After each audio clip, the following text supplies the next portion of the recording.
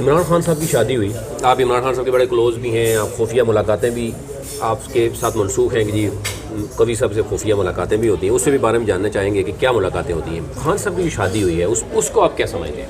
دیکھیں جی، میں خان کے بارے میں ایک بات کہتا ہوں، میں ان کو قائد محترم ایسے نہیں کہتا، میں نے ان کی خوبیاں دیکھی ہیں تو میں قائد محترم کہتا ہوں. صحیح. خان صاحب غلط بیانی نہیں کرتے، اس پر میں حلف دے سکتا ہوں. ہمیشہ باوجود رہتے ہیں، اس پر میں حلف دے سکتا ہوں.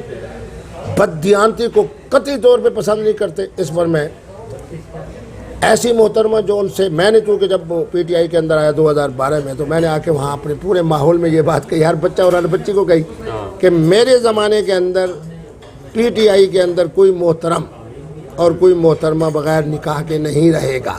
بڑا مزاح ہوتا تھا اس میں. تو خان صاحب نے جناب ان کے سامنے بھی یہ بات ہوتی تھی، انہوں نے پہلے پھر نکاح ریحان بی بی سے کیا، پھر محترمہ خاتون اول سے کیا.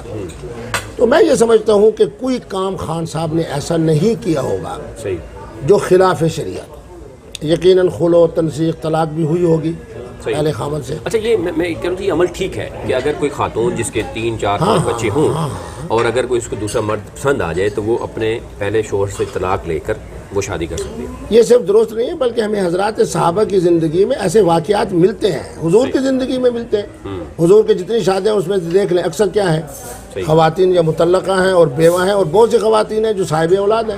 صحیح. تو مانا یہ کہ خان صاحب نے جو عمل کیا ہے، یہ خالصتاً وہ عمل ہے جو بالکل اسوہ حسنہ کے مطابق ہے، شریعت کے مطابق ہے اور خلافت راشدہ کے مطابق ہے.